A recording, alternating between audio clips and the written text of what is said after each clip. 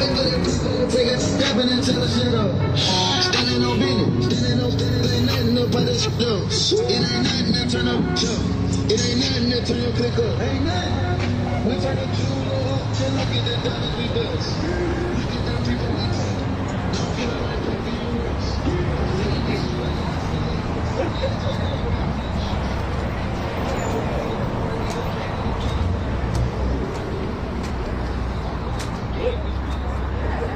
That's what I was thinking.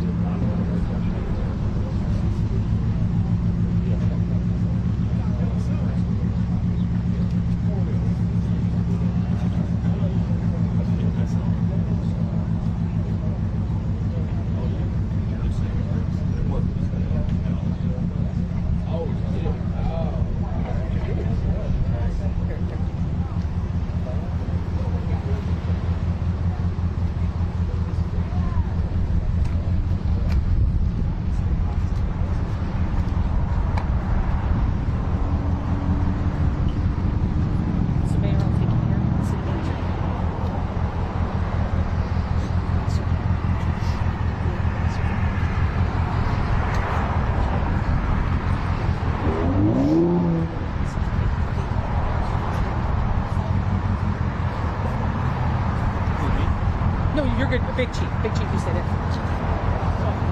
Sorry, Big Chief.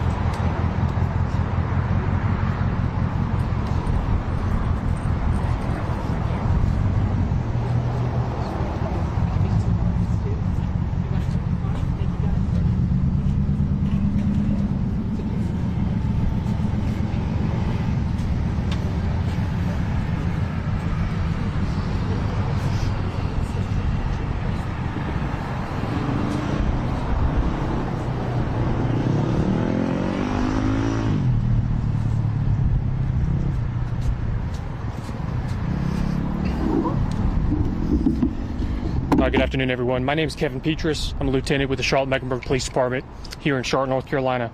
I appreciate your patience this afternoon as we have worked through the situation that we've been dealing with today. There's no doubt that our Charlotte community has experienced a tragedy today. And it's one that, as a law enforcement community, we always know is possible, but we never expect. It never gets easier. We're going to do our best to answer your questions today, to provide details, to be transparent about the events of this afternoon, but I do implore you to understand that we're dealing with a tragic loss of life today. And that loss of life is very fresh. There's details that we do not know. There's questions that we frankly just aren't going to be able to answer. We will take your questions, but first, the Chief of Police for the Charlotte-Mecklenburg Police Department, Johnny Jennings, is going to come and give you some information and share his thoughts. I'll spell that for you. Johnny is Johnnny. Last name is Jennings, Jennings. After Chief Jennings, the mayor of the city of Charlotte, Vi Lyles, is going to come and share her thoughts. Vi, V-I, Lyles, L-Y-L-E-S. Chief. Thank you, Lieutenant. Today's an absolute tragic day for the city of Charlotte and for the profession of law enforcement. Today we lost some heroes that are out to just simply trying to keep our community safe. I'm going to try to go through a series of events of how this all occurred and played out, and then tell you a little bit more about the injuries and the things that we had to endure today as a profession and as a city.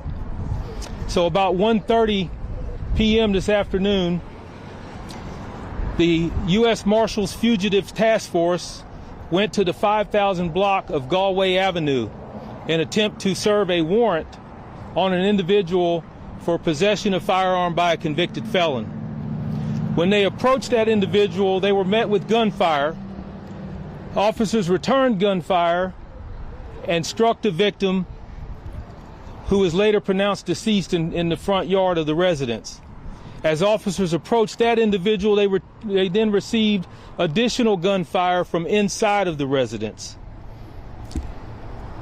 So after a long standoff, we were able to clear this residence and confirm that there were 2 additional people inside.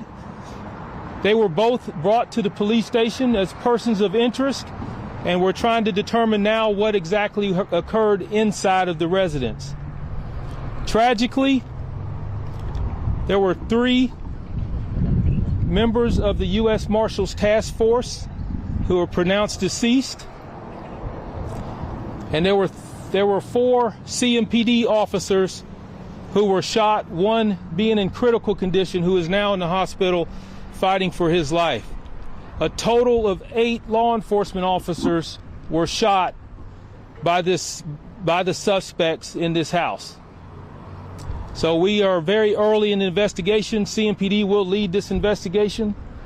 We still have a lot to uncover, a lot of questions that are not answered right now. So please respect the fact that I won't be able to answer some of the questions that you're going to have. But at the same time, we are going to diligently work on this to ensure that we bring a respect to these officers and these law enforcement officials that lost their lives today. And this is a good example of what we try to tell people every single day, that when we put on this uniform, that we don't have any guarantees that we'll return home. But yet we have a lot of great men and women across this entire country that do it every single day to make sure that you're safe in your communities. So with that, I'm going to turn it over to Mayor Vi-Lyles, if she'll want to say a few words. I'm just going to put this mic down. You never know what your day is going to be like. You can't plan things like this to be in this space at this time. We've lost 3 people. They lost their lives after they gave us the opportunity to be in a safe place, and they lost their lives. These are people that care deeply about what they've done for a profession, and now today we have to say to them how much we are grateful for what they have done. We won't know very much about what happened until their investigation is done, but I know this about our community. Our community stands up for people. They stand up for all of the people that work for us, that make it possible, all of our officers.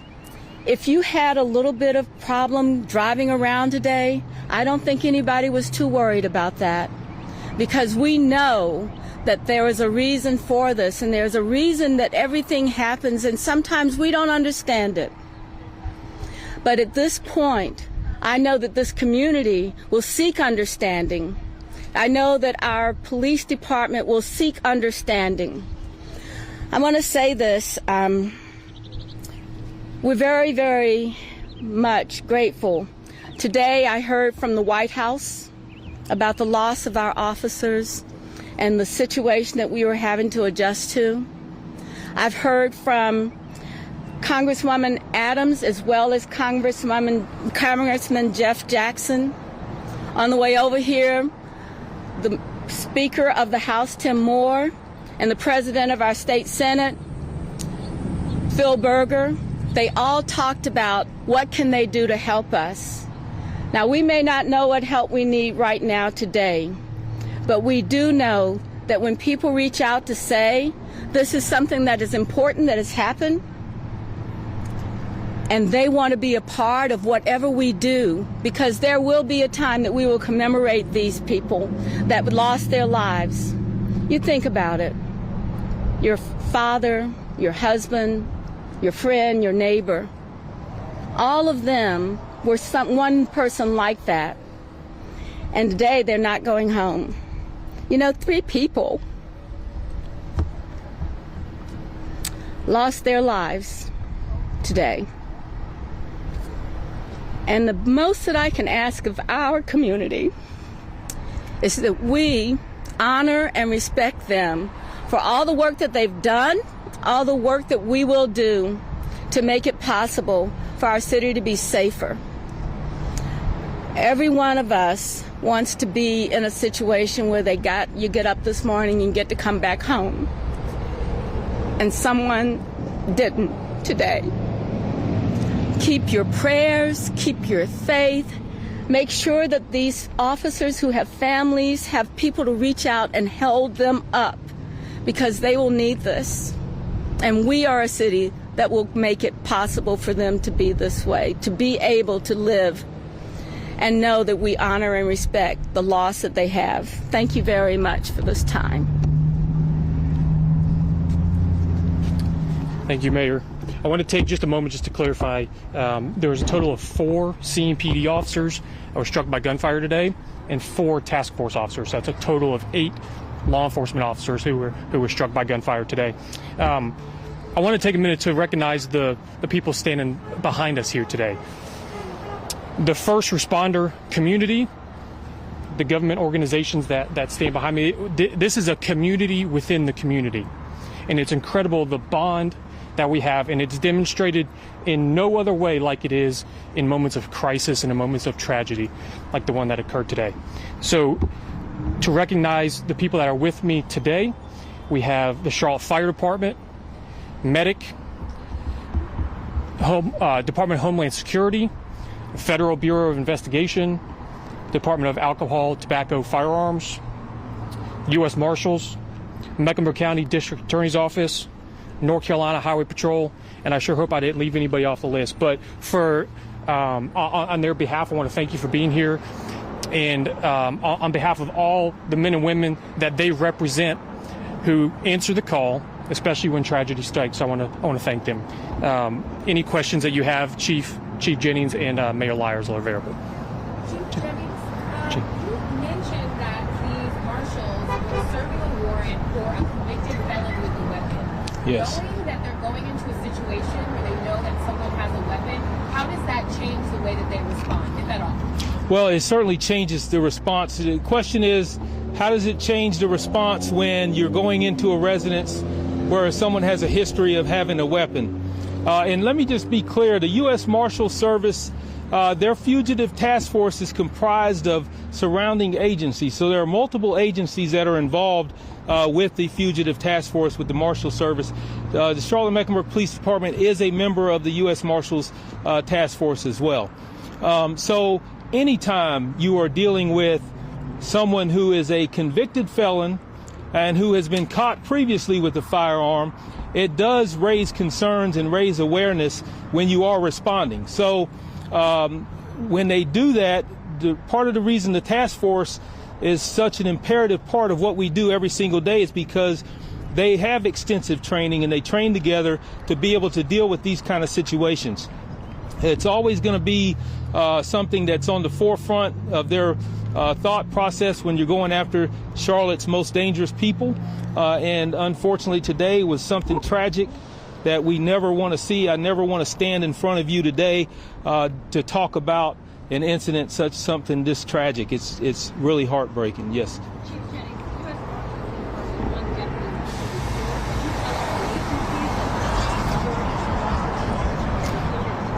You know, I'm not ready to tell you all of the agencies. What I can confirm is that 4 CMPD officers were shot. 1 CMPD officer is in very critical condition at this point. We do have to make sure that family members and all of them are notified, so I'm not going to release which agencies they were with the task force. So the question is the number of shooters. Right now, we believe there are 2 shooters involved. Again, we have 2 people of interest at the police station that are being questioned right now. And we have confirmed that the individual that was set up, that we were serving the warrant on, was the individual who fired the initial shots and was deceased in the front yard at the end of all of this. So, besides the one in critical condition, how were the other 3 of your officers doing? The other officers, besides the officer that's in critical condition, the other officers are stable.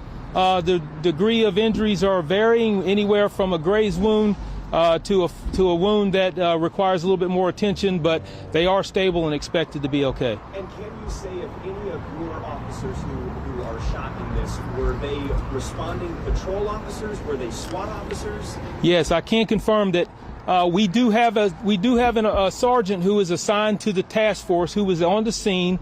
That officer immediately called for help. The 3 officers or the 4 officers that were shot are officers who were responding to the scene. Chief Jennings, I'll get to you. Yes, sir. Yes. scene, can you just tell us what firearms these suspects had, and when you were able to get into that house, were there any other firearms found? That's still early to tell. Right now, we're still doing the investigation in the house. I can tell you it was a high-powered rifle that was involved on the suspect end. Yes, sir. Chief, first of all, my thoughts and prayers are with you and Thank you. U.S. Marshals. What can you say about the bravery of the officers who responded to the scene, knowing that their brothers and sisters in blue were actively being shot at? Thank you for that question. So the bravery of our officers that responded to the scene, knowing that they're going into gunfire, is what I've been saying for many years, is in the face of danger, our people step up, and this profession steps up, and that's what we should be defined as doing, because they knew what they were going into and still held their own in attempt to apprehend this suspect. They knew that they had officers that needed help, that needed to be extracted from that location, yet they went in, some getting shot themselves as a result.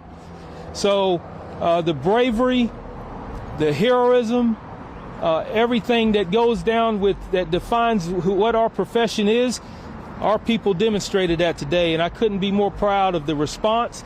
I couldn't be more proud of the partnerships that we have at every single level of law enforcement, every single level of public safety. I can't say enough about the phone calls, the text messages, the support, and as you heard Lieutenant Petrus say, or the mayor say, that a lot of it is, what do you need? How can we help? And it just, in times like this, that's exactly what we need in these situations. Chief, in terms of other surrounding areas, law enforcement agencies, can you talk about how many maybe from other counties helped out or federal law enforcement agencies helped out? Yeah, so the question is how many other agencies are with the Fugitive Task Force or just responded? So the Fugitive Task Force, I don't have the exact numbers. With Charlotte has 1 member on the Fugitive Task Force as a sergeant, but mainly the surrounding agencies within our surrounding cities and towns are members of that, and we can get you those numbers exactly who is involved. That actually helped out responding to this, whether it was gas training, providing repair cash or whatever. Yeah, so the officers who responded to help out, all the federal agencies were on the scene with me, and state agencies. The Mecklenburg County Sheriff's Office was there as well. We had agencies from Pineville to different towns within our county. They sent officers in to answer our calls for service, because we obviously, you can imagine the manpower needs that it was to secure that scene and to do the transports. So they were very helpful to ensure that we did not let our citizens down in responding to those calls for service, and they were very helpful in that. So.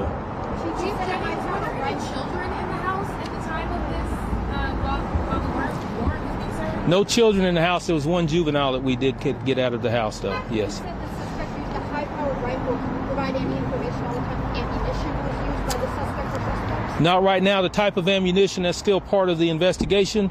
All of that will have to be looked at as far as when we get into the house.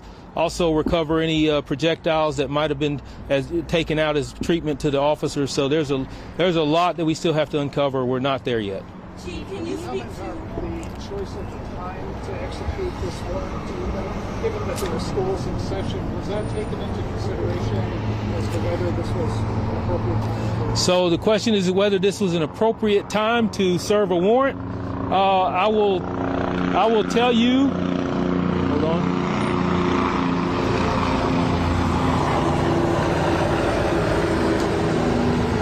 I will say, when you're talking about a felon who has propensity to carry a firearm, there is no great time to do it, whether it's in the middle of the night or in the middle of the day. The interest in the fugitive task force was to ensure that this person was brought to justice and taken off the streets. And unfortunately, he decided that he was going to respond to that by gunfire at our officers. Yes, ma'am. Do you have any prior histories or calls regarding this place of residence? I do not right now, but the history of this residence, the history of the individual, all of that will be released very soon. We're going to try to get that information out. We do have a lot of family notifications that we have to make in order to provide more information to each and every one of you about this individual. So.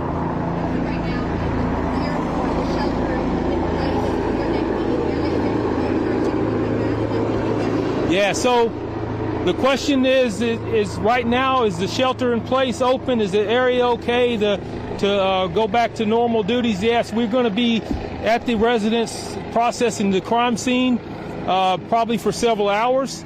But as far as the lockdowns and closure of roads and all of that, we have opened that back up. The house has been secured, by our officers have been cleared, and now comes the tedious task of ensuring that we collect the evidence and process the scene. Yes. I just wanted to confirm with you. You said one suspect was shot in that front yard. You mentioned there were 2 more people inside that house that are now in custody. Are one Yes. of those 2 people the additional shooter, or was there a second victim, or one of those suspects? Yeah, so the question is about the 2 other individuals who came out of the house later. I can't confirm right now which one or if either are the suspects in the additional shots that were fired. What I can tell you is that we had the house secured, and the perimeter was secure, and we continued to take gunfire from inside the residence. And after we cleared the residence, there were only 2 individuals that came out, one 17-year-old juvenile, and then another female who was taken out as well. So just to confirm, there is only one suspect that is deceased. One suspect is deceased, yes. Chief, do you know, and I hate to ask this, do you know if this is the deadliest law enforcement day in Mecklenburg County or Charlotte history? I cannot. I've been with the Charlotte Mecklenburg Police Department for 32 years.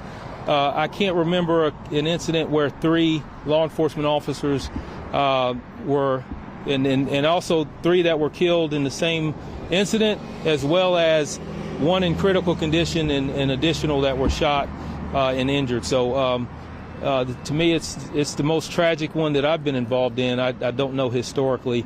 I can't imagine that there's one that's any worse than what we're seeing today. Chief, what are the questions that your investigators will be working to answer in the coming days, weeks, months? Well, a lot of the questions that need to be answered, we don't even know what those questions are right now. We have to get a full understanding of why this occurred. And also to uphold the integrity of the investigation, we want to make sure that we check all the boxes that we need to so that we can get a full prosecution in this case if and when it comes down to that. We know some answers, but we still have many that we have to clear up and many that we have to continue to work on until we can really lock down what happened, who was involved, and move on from there. So. Have you had that conversation with them, and if so, what was talked about? I did. I spoke with the governor earlier today. He basically asked me, what do I need? He's here to support. Certainly appreciative of the phone call with him. Unfortunately, I know he would be here if he could right now. He's on his way to come and speak with us, but I did speak with him this afternoon. Chief, while our prayers are for the families and the community, I am a East Charlotte resident since 1975. I appreciate what the police officers do in our community. Speaking on behalf of the East Charlotte community, I'm prayerful that there will be an increase of the police presence in our area, in East Charlotte. Yeah, thank you for that. At this point, I'm concerned mainly with taking care of the officers, taking care of their families, and all of that comes into play later on how do we respond to this community. But want to make sure the community knows that we're going to continue to keep them safe. We got a lot of brave men and women out there that are going to continue working in that neighborhood, and they're going to continue to work in the best interest of our community and our citizens. So yes, I'll take 3 more questions. Yeah. Chief, of the CMPD officers who responded and injured, how many of those officers were part of the U.S. Marshals Task Force, and how many were responding to shots in the head? Okay, all of the officers from CMPD that were injured were responding to the scene. The one sergeant that we have assigned to the task force was not injured. Yes. What's the total number of officers that served the warrant? I don't know how many total officers were there serving the warrant, so I don't have that. That's from the U.S. Marshals task force that they had a contingency of their task force out there doing this warrant service. Yes. Devontae speaking. Our condolences for you and the police force. I definitely feel like this is a bad, tragic situation that should never take place. In regards to law enforcement and just citizens throughout the state, what can you say could be a beneficial step that could be taken between relations between police enforcement and whether it could be just citizens, felons, or whatever the case may be? What could be done to bridge the gap so a level of this situation will never take place? Well, I'll be honest with you, whatever gap there is, this level should never get to this place, right? I mean, you can have all the hate in your heart that you possibly can have. That should never result in taking a life, and much less taking multiple lives. So the Charlotte-Mecklenburg Police Department and every agency you see behind me has a priority to continue to make sure that we have the best community relationships that we possibly can. But a lot of that also means that we have to be met halfway on certain things. So we're going to continue to do that. And like I said, we're going to continue to keep your community safe. So thank you. That's all I'll answer for now. So thank you. All right, thank you all for being here. We do need your support, and we do need your prayers, both for our officers and the other officers involved, and for their families, and for those impacted in our community in other different ways. So stay tuned to CMPD Public Affairs, our social media channels and press releases that we're going to be putting out. We'll keep you up to date on all the information that we have as we get it. Thank you.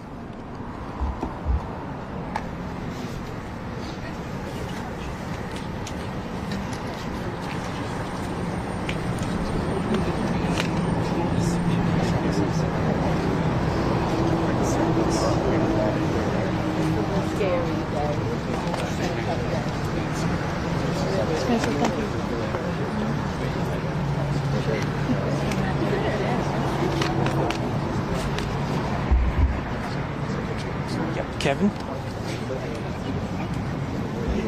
and the last name is P-I-E-T-R-U-S. Petrus, that's it. Looks like pie, but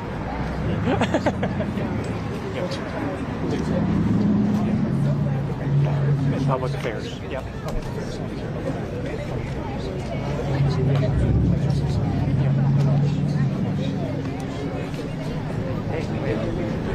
Okay, let us know. Oh no. Whatever you just wanted to say. Yeah, all that Tell you, you know what? Appreciate all the support over the years. Listen, appreciate you guys. Yeah, you guys have been fantastic. Appreciate you saying that.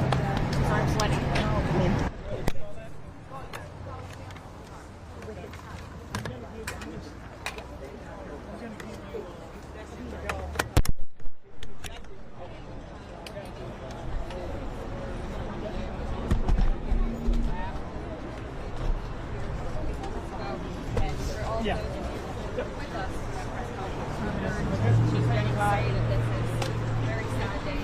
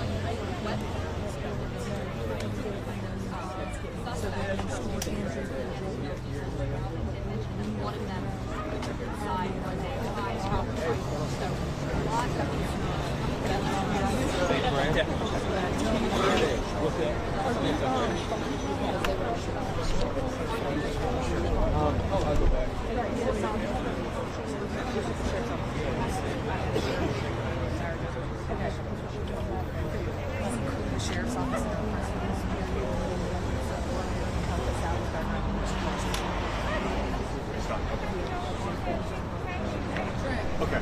No, that's fine. Otherwise, I just said the same. Otherwise, I was here. All right, I'm going to roll with you. All